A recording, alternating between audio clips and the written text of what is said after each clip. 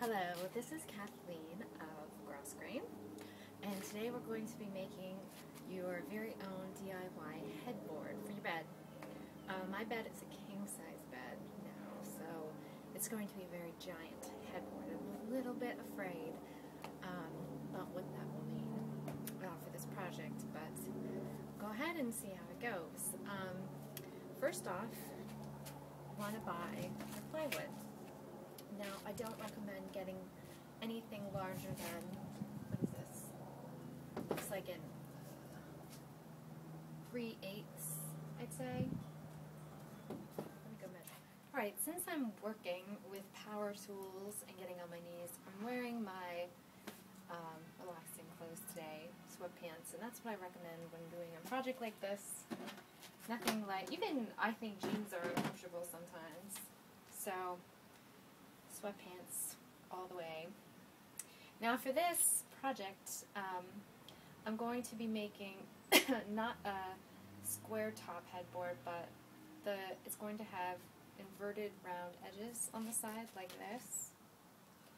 So I'm going to have to make circles. Now you can either go get a protractor if you don't have one, which I tried to do, but they only had them in, I think, a 9-inch diameter tops. And it was $8, and I think you could get a larger one for $20, but I didn't want to spend $20 just trying to make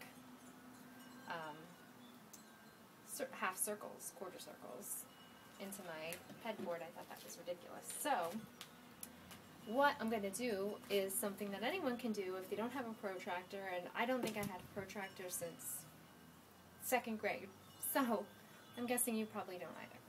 What you can do is this. Take a nail, okay, and what I did instead was use a needle, but you can also use a thumbtack would work better. You could also hammer in a nail, but it has to be on the ground, and this is a little bit heavy, so I decided to just go with a needle. My studio is down here, and I have a bunch of needles in the corner, so that'll work.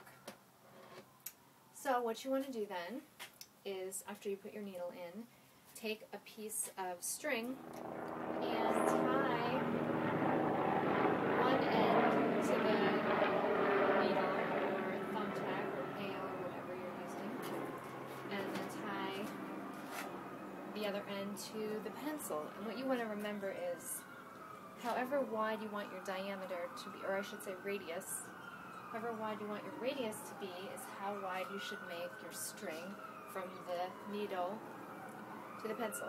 So I think I want my circle to be about, let's see, about pretty big, like from here to here. Yeah, I think, well, maybe a little bit smaller. How about from here to here? Thanks.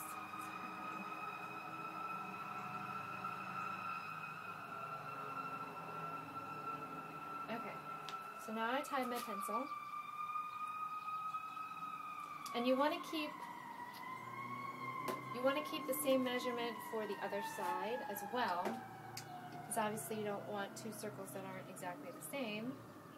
So make sure that this is either tied on very tight, or you know exactly what the measurement is. Let's see. Yeah, I think that's what I want. So I'm just going to tie mine really tight, because I can't find my tape measure anywhere. Alright, so hold the needle in place, and I recommend using a pencil, because you can erase the pencil. Well, not that it's going to matter anyway, even if you couldn't erase it. Now you want to make sure that the string is pushed all the way back, because then it won't move forward and mess up your circle. All the way back on the pin, that is. I'm going to start down here. And make sure the string is taut when you're making your circle. There you have it. A circle without a compass. A perfect circle. Perfect quarter circle without a compass. Okay, now I'm going to go ahead and do the other side.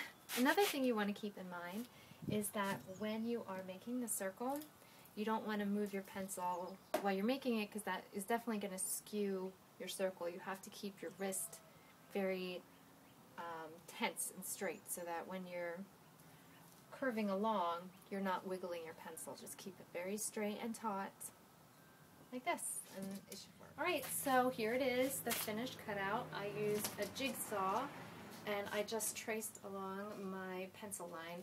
Now I'm going to show you how we did this. First, I get a partner to hold the board steady for me because a jigsaw shakes the board. Alright, I have some... Oh, this. Okay. I have someone holding the other side for me. Now I'm just going to go along the line here.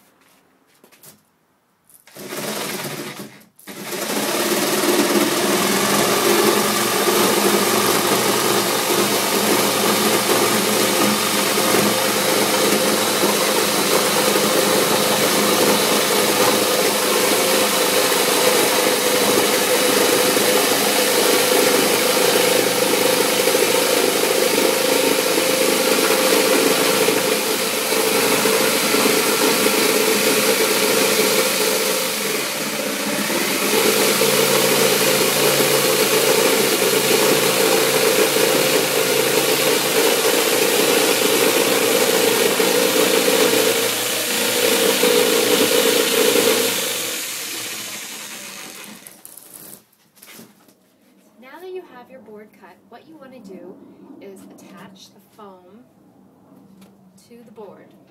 To do this, you lay your foam down flat first, and then you lay your board on top of the foam.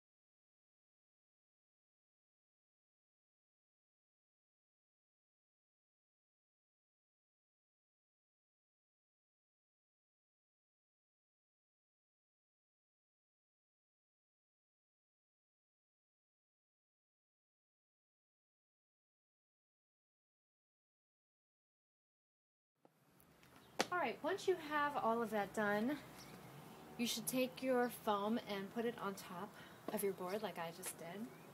And actually, before you do that, I would recommend, if you have spray adhesive, and I mean the kind you get in the Home Depot, the 3M kind, the heavy-duty stuff that's highly toxic, spray it all over your board and then put your foam down because it'll just stick. What I'm going to try to do is, for now, staple gun these in place so they don't move around.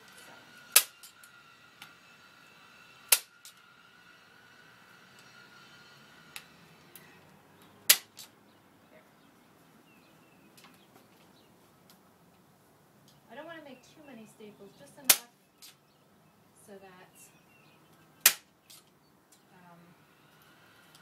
the foam pieces are not going to move. So probably 3 or 4. her foam tops.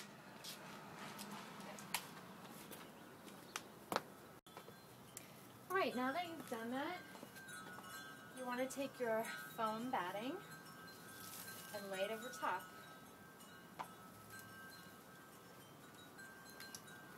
Just like this.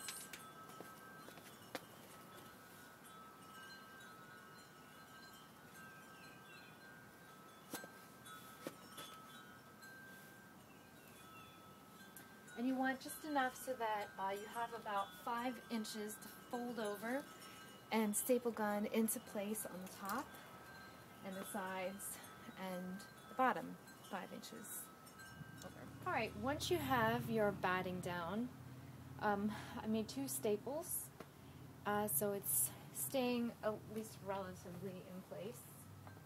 And I'm going to lift it up. So it's lying against this. And then I'm going to pull it tight, really tight, and staple it into the board on this side. I'll show you a couple of examples.